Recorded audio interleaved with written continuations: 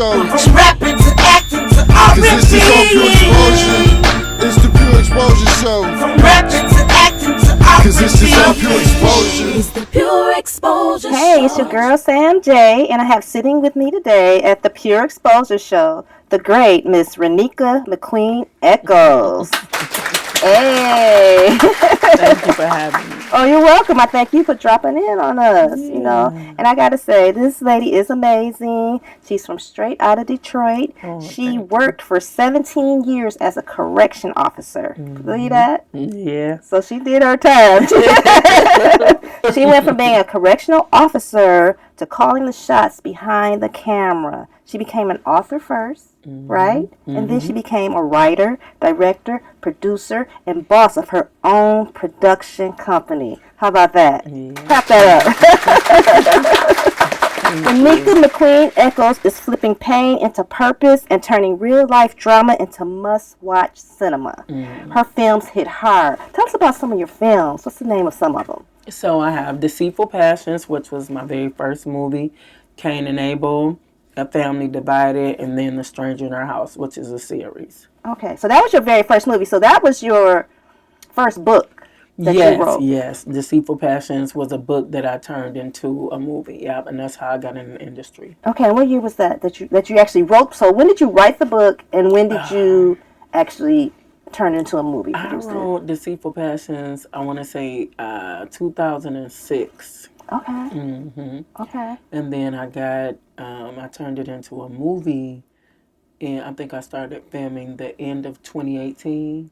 Okay. Or it might have been 2019, one of them. Got you. So when you wrote your first book, then you were still working as a correction officer. So in the prison. In the prison. So when did you find time to write? So you had a full-time job, and you're married, right? You got a family, children. Yeah. That's amazing. So you're a wife, you're a mother, full-time job, and you said, I want to do something different. So writing just was something I've always done since I was a little girl. And I found time to write the book when I was working in the prison on midnights trying to stay woke. Okay. I would take any paper that I can find, a notebook, anything, and I would just write. And that kept me up through the night. Okay. Yeah. So that's basically the story behind your grind. You already had a love for writing, and then you were working, like you say, that kept you up at night. What did your coworkers say, or what did they think? Like, they were just reading it all the time, like, oh my God, you need to finish this. They were very, very supportive. Okay. And I would just write, and I would let them read it as I write it. And if I work, let's say, with you on a regular, and I come to work, you were like, you got your notebook? Okay. So I can keep reading, keep me up too. So it worked for us. It worked for me and my partner, whoever I was working with. Okay. I think I read that you had like a best film nomination for the Detroit Filmmakers Award. I actually won one for Cain and Abel. Okay. And then recently I won at the Detroit Filmmakers Award. I won 2 awards, and then my lead actor, he won an award, so we won 3. Oh, okay. Yeah. Oh, that's what's up. Yeah, and that was dope. You also you are the winner of the Best Family Children's Movie or something like that? Yeah, so A Family Divided did win an award for a Best Family Movie. Okay. So, what does your family think of your success? I guess they think it's all right. They seem to be proud of me. Okay. They don't say too much. Just that, oh, okay, Mom, they listen to me, or if I want to talk about it, they'll listen. I mean, I guess they happy. Right. How does your husband encourage you? Just normally, if I need him to be there for me, do something, take care of something, he's there. He's going to do it and get it done. He'll say something nice here and there, like, I'm proud of you or something like that. But he's kind of real laid back, too, Okay. It's me. It's me. I be like, but you know what? Honestly, I'm really laid back about it, too. Okay. I ain't going to lie. Okay. Every now and then I might be at home like, oh, yes, I'm excited. But for the most part, I'm real chill. So do you get excited, like, with every new project? No, I get nervous. You get nervous? Yes, I get nervous. I don't get excited until it's completely done and I see it streaming and it looks good to me. Okay. But even then, it still may not be up to my standards, but it's the best that I could have done. And from each project I learned. Okay, and that's good. You should learn from like each project, and what you could do probably better the next time. When getting into, say, filmmaking as a woman, how difficult was it? Were there like barriers? I won't say that there were barriers, but I do feel like when you're a woman in the film industry, they kind of treat you a little different because they feel like they can get over on you because you are a woman, or treat you a certain way because you're a woman and you might not do anything about certain stuff that they do or say or how they talk to you. And when I say that, I'm speaking of men, you know. Yeah. But and then you feel like you don't want to say too much because you don't want to seem like the B word, Right. or seem like you problematic. But you got to stand up for yourself. So that's one of the issues that I would say. Okay, so you write, you direct it, you produce it. Which one of those hats would you say is the hardest to wear? I don't know. For me, producing seems so easy. It just comes naturally. It's the directing that's like, ugh, you know. But for somebody else, it may be like Kamal Smith. Directing for him is like eating a piece of candy. Okay. You know. But I think I would much rather produce than direct. Okay, rather produce. Why? Why would you rather produce? Just because production and putting the whole thing together, it comes so easy to me. Okay. Directing, I know what I want, but sometimes it's hard for me to get the words out. Okay. You know what I'm saying, to explain it. So now I'm sitting on set kind of tongue-tied, knowing what I want mentally, but can't get it out for whatever reason. Okay. And I would even say sometimes it makes me a little nervous, but I still like to do it though. You know what I'm saying? And I want to keep doing it so that I can get better. Okay. That's pretty much it. Tell us about your brand, your production company, Chase and Connor.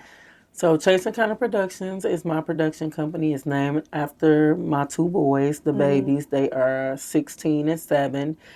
And what I do is, if you want to make a movie, you call me. And I hire your whole team, put it together, and get you to the starting point.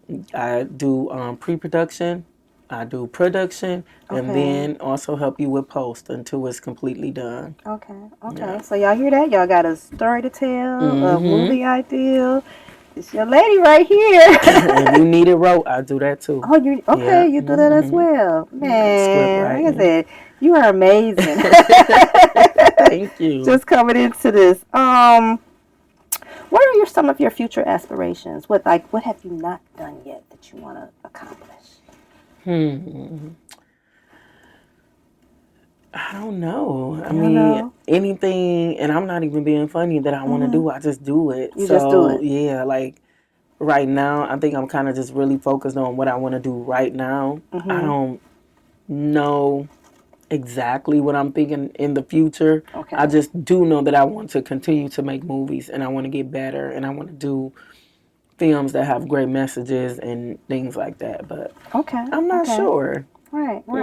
And you've worked, you've done some acting. You've been on the other side of the camera as well. Yeah, I did a little bit. You can give me 10 lines, no more than that. Yeah, but I played a detective, police officer, church member. I've had small roles. Yeah.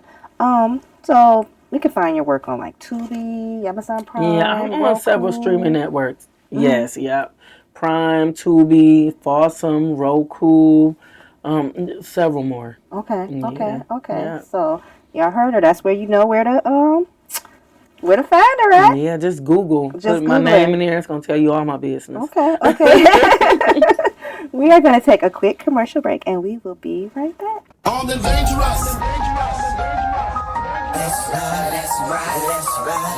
ride.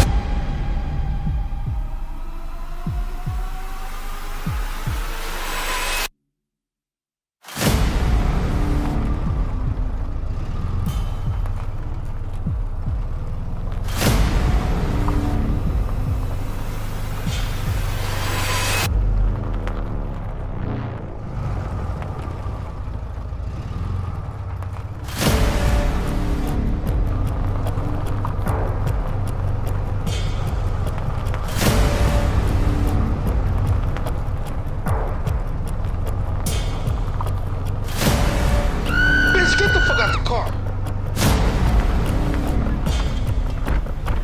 Hey, my boy, I got a big lick for you tonight. I'm talking about big motion. You ready? Oh, we'll see. We'll see. Hey, no, wait a minute, fuck that. Who the fuck is this nigga? What you doing, nigga? Nah, nigga, you look for death.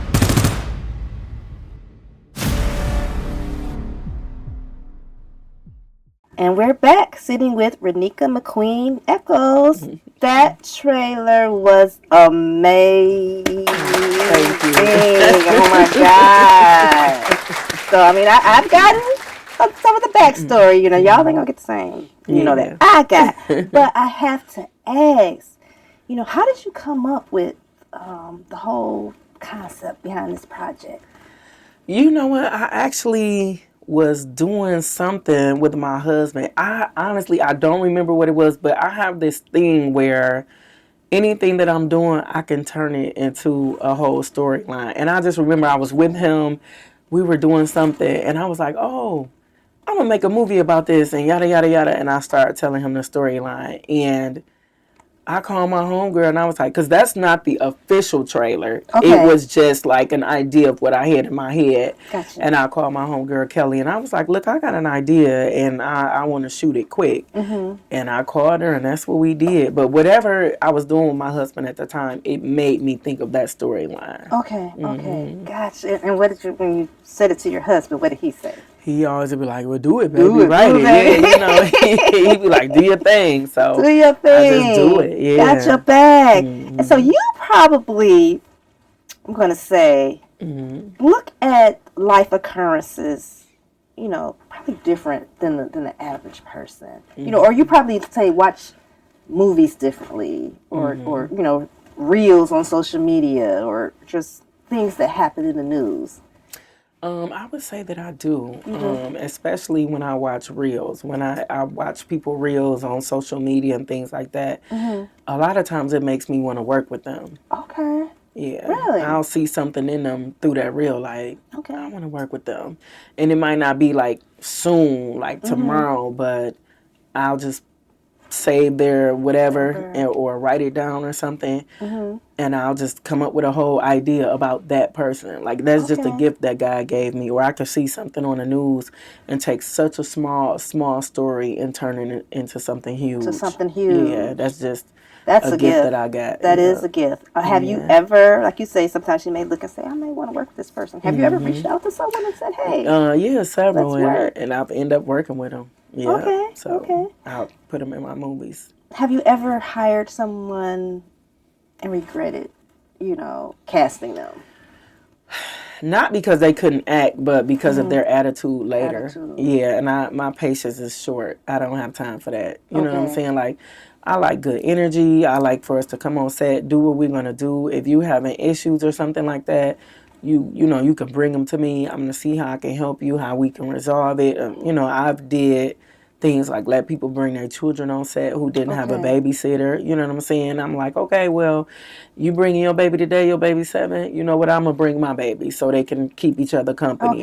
Things like that. I'm always willing to work with a person. You get it because sometimes, Yeah, because I'm a mother. I'm a mother before I'm anything, So if it has anything to do with children, I definitely understand. Okay. Yeah. And life, happens. And it's funny about that because I've done some acting, and I've worked with Quan Dillahunty and Pure and whatnot, and I went through like a battle of cancer. So it was some times where I didn't feel good. I wasn't up to come to shoot, but then they worked around me, and they didn't have to. They could probably easily recast or replace or whatever, and it probably maybe only needed maybe one more scene shot. And it was just like, give me some time. So when you get people like them, people like you, actors, they do appreciate it. Yeah. Because you don't have to. Yeah. So that's amazing. I applaud you for that. And like you say, as a mother, you talk about like your family, and like you say, even your own family. Yeah. My family definitely comes first. Yeah.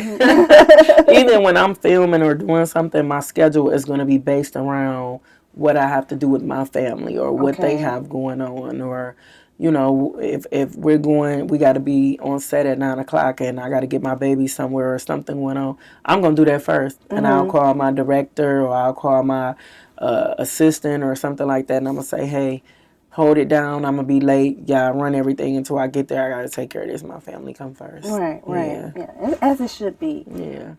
You know, we talked about a lot of the good things and, you know, your grind is unmatched. Have there been like sometimes obstacles or bad things that happen or projects that just seemed like nothing was coming together? Oh, Deceitful Passions was like that for me. My first project was the worst, and I was devastated. I cried a lot. But you know what? I learned a lot through that process too. I came into filmmaking, I didn't know anything about it at all. You know, someone else was pretty much, I was paying for it and someone else was pretty much running the show. Right. Because I didn't know a lot, but I learned a lot from that and I'll never do it again. You'll never do it in again. that particular way. Okay. But I'm glad that it happened to me because it made me the filmmaker that I am now. It made me the producer that I am now. It taught me a lot of the things that I know now. You know what I'm saying? So, yeah, Deceitful Passion sucked. It sucked.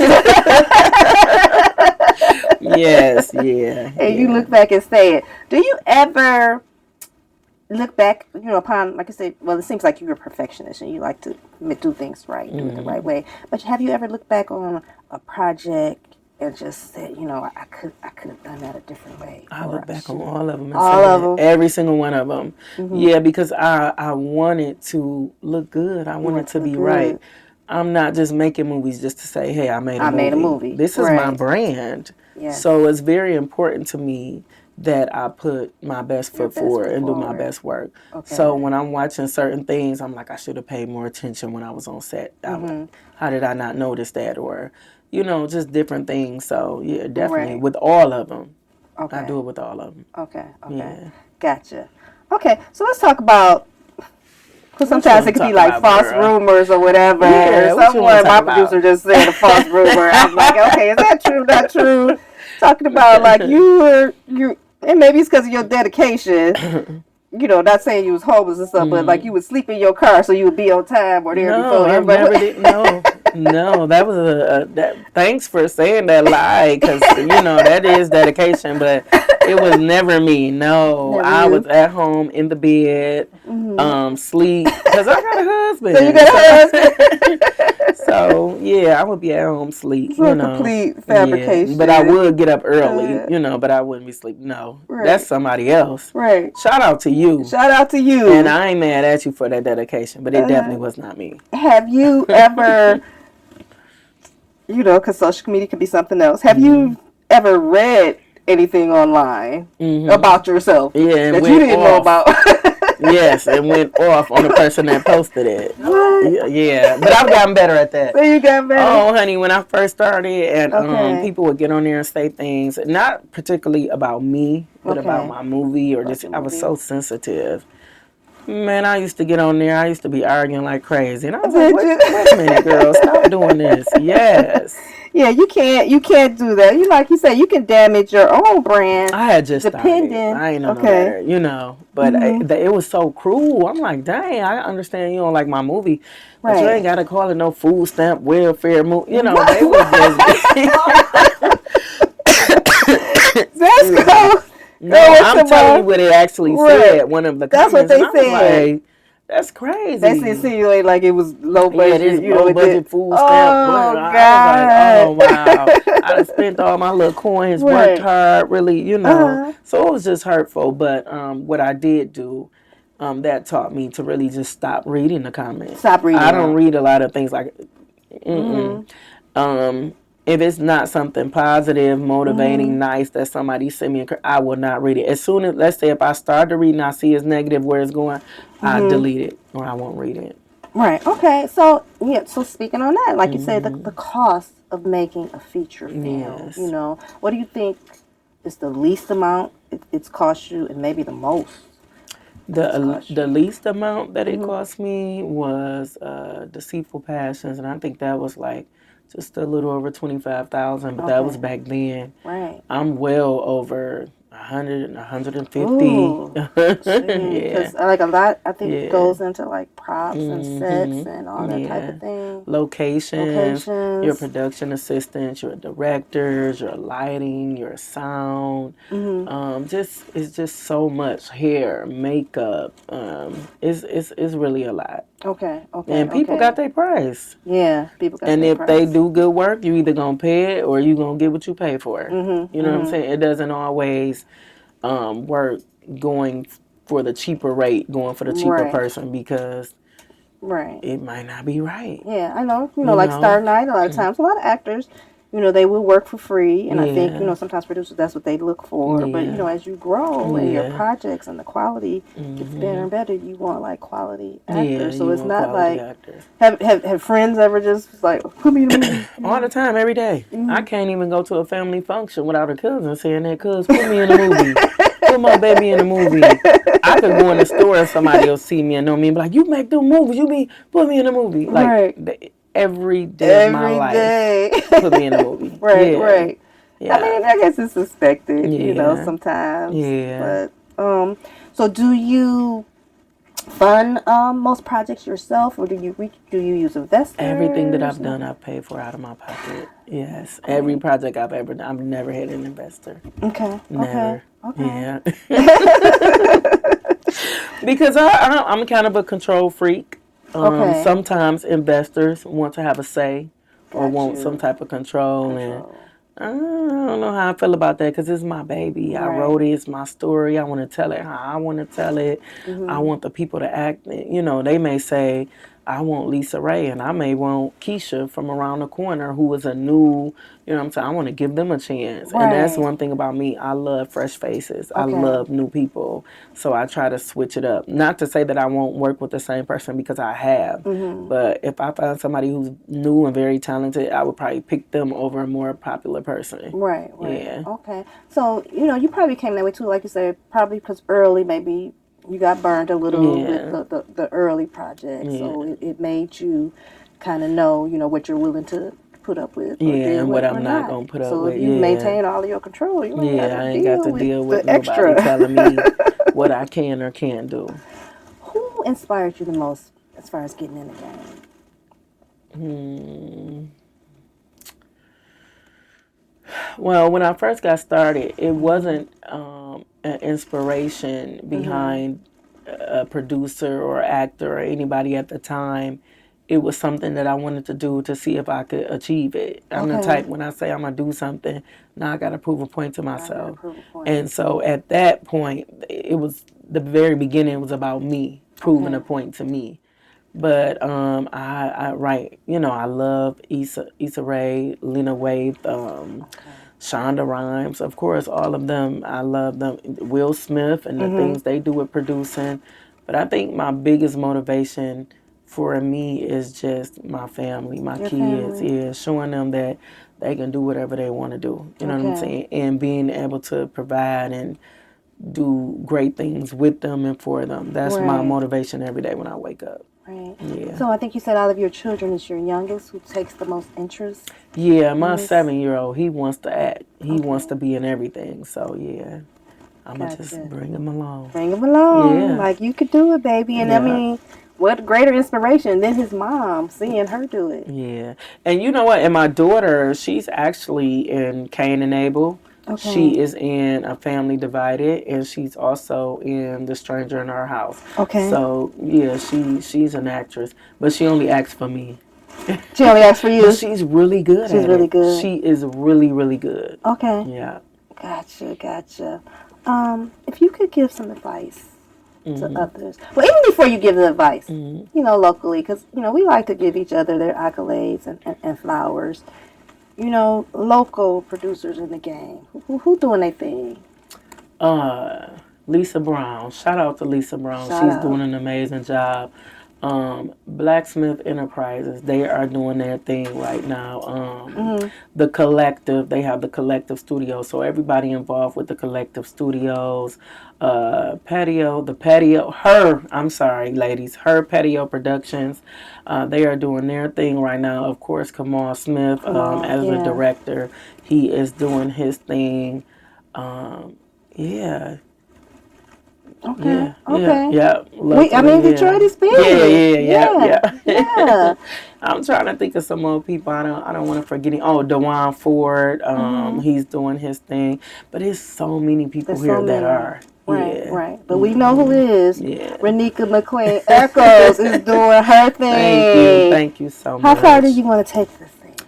I want to take it all the way to the top, past the clouds, all the way up to the heavens. As From far as what I can take it. Yeah. You're doing it. You're gonna do it. Thank you. So Yeah. just keep going. You are inspiring. Thank you so much. I Inspiring. appreciate that. You know, I don't like to always say like as a black woman, but as a woman. Yeah, You know, thank you. You are. So again, if you can give anyone up and coming their advice, anyone who wants to get in this game, what can you give them? The advice that I would give to anybody that wants to do anything, not just get into filmmaking, but anything that you want to do it. Don't listen to other people. Sometimes people they don't know any better. You know, they may not have a dream or as big as yours, or they're scared, or God, for whatever reason, they haven't took the vision or received the vision that God has given them. Right. So when you tell them what your dreams are, they may shoot it down. Don't listen to other people. If God gave you an idea, if he gave you a vision, he gave it to you for a reason. Do it broke, do it scared, do it alone, do it without being encouraged. Just do it. Start somewhere. Even if you don't have the money, just start. I don't care if it's by writing it down on paper, saying that you're going to do it. Take steps, small steps every day to do whatever it is that you want to do. That's the advice that I have. That's great. Yeah. So we know Jack Boys is coming. What else can we expect from you in the near future? Oh, I'm writing a book. Okay. I was an author first. Yes. So I'm trying to get this book finished called The Last Vacation. I want to have it finished by November so that I can do a book release and a book signing for my birthday, November 17th. Okay. Yeah. So you set times. Generally, how long does it take you to write a book or a movie? It just depends. If I'm not busy and don't have anything to do, I could probably do it within a month. I can do it fast. It just depends on what else I got going on. What else you got going on? Yeah. Okay. So not that long. Gotcha. Yeah, not that long. Well, we're gonna be watching and looking for it. Let everyone know. Your platforms. You can find me on Instagram at Hey Queen. That's my personal page. My business page is Chasing Kinda Productions on Instagram, and Renika Mcqueen on Facebook. Thank you, Renika, for joining us. Thank you for having me. You're welcome. You've been tuned in to the Pure Exposure Show.